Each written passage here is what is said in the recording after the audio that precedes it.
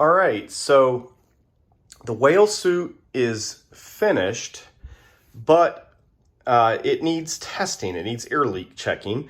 I was wrong. I thought it would be completely airtight since I've done quite a few of these, but after overnight inflation test, it leaked. So that's actually not a bad thing for the purpose of this video because we'll get to actually try to figure out where it's leaking from.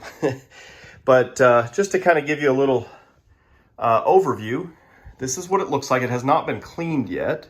So you can see there's a little bit of, glue residue around the zipper. Not too bad around this area because I did have a lot of that taped off. A little bit right there. A lot of that we can get with a Q-tip and some acetone. From a little ways away, you can't really tell too much.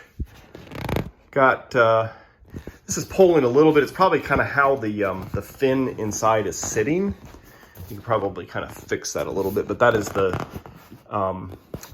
breathing tube hole. There's not a breathing tube currently attached, so it's just our connection point. And then over here, here's one thing that I shouldn't have inflated this so soon after I put this patch on. I think I'd only waited about 30 minutes. When it inflated, the body kind of stretched and pulled away from this patch, and you can see like that's where it used to be glued, and then it kind of pulled away. So that's kind of a risk if you inflate too soon after you put those guys on there. So I'll be able to take and clean that off with a Q-tip and some acetone, but overall I think it turned out pretty well. Probably a few little things that could use a little bit of improvement. I did have to do a patch because this apparently was going to be used as a whale with pleasure tube on the back, and somebody had already kind of prepped it with doing an incision on the side, so I had to patch that. So to test this, what I'm going to do is I'll spray it down just like it is, and I'll look for bubbles. And if I don't see any, then what I'll need to do is go ahead and deflate it, and I'll turn it inside out, and then inflate it inside out and look for some bubbles. So we'll go ahead and get started and see if we see anything. Sometimes it takes a second, and there's a few different techniques, but this is typically the second technique. I've already been kind of doing my first technique, which is basically just listening. I inflate to where this thing is pretty tight. I mean, this is probably a whole lot tighter than you would normally inflate it. It's a good stress test. If something's gonna fail, you might as well go ahead and let it fail so you can find it and fix it. But I didn't hear anything, right off the bat leaking. So this is kind of the second step I take.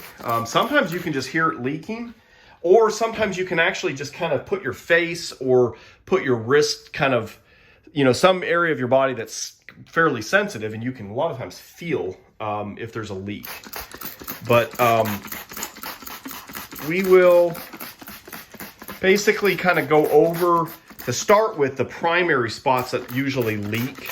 On the outside, it's generally like right here at the ends of the zipper or right here. But in order to get this breathing tube, what you got to do, and see, you notice I'm doing this in the bathroom because I have some tile floor in here, and it's not a big deal if I get water everywhere. But what I can do here, and actually I think I'm gonna have to put my phone here in a little clamp device to hold it. There we go. Try to get it to stop bouncing. So right here, to test this thing, if I put my finger in there, uh-oh, I'm running out of soapy water. I'm gonna have to make up some more of this. This is basically just water and some Dawn dish soap. So right there, I'm holding my finger so that it's plugging up that hole, but this is helping me check to see if there's any leaks around that perimeter. I've got it filled up with soapy water. And you don't see anything bubbling. You would actively see a whole bunch of bubbles if there was a leak. So that looks okay. I'm gonna go ahead and I'll make up a little bit more water here. So what I do is I'll just take that, fill it up. And then I'm going to grab some Dawn.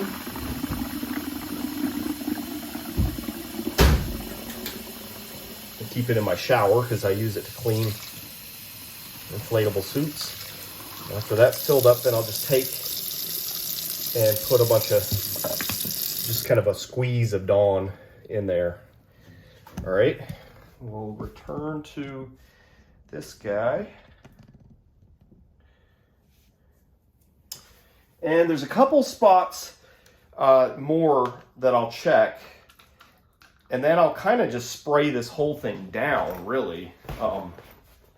Because you never know. There could be like a factory seam leak.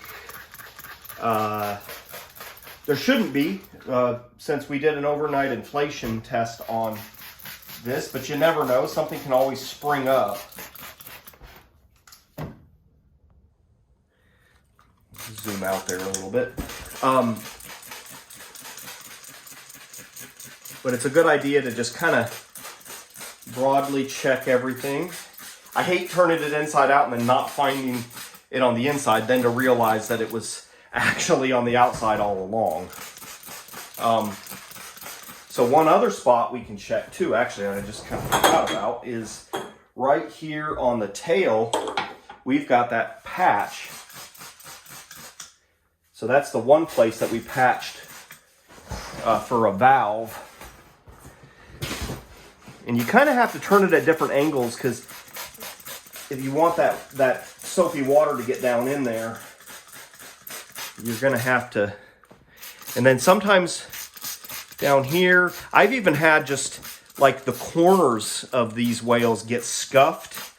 Maybe a crafter had it on the, had it blown up and then it rubbed against some kind of a brick or, wow, I've actually lost quite a bit of air already.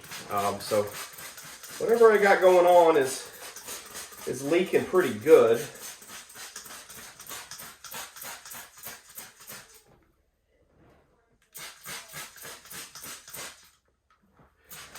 So I'm gonna probably go ahead and have to turn this thing inside out. If you can't find it, then, using this method, then there's a couple other methods that I'll use. Soapy rag is one because it holds the soap over the hole. Sometimes if you have a hole that is big enough, it won't make any noise, and it basically will blow the soap off so quickly that you won't have any bubbles. So the only way you'll get bubbles is if you have a soapy rag and you can hold it over it. So here's what I'm going to do. I'm going to go ahead and deflate this guy, and then we're going to turn it inside out and blow it back up.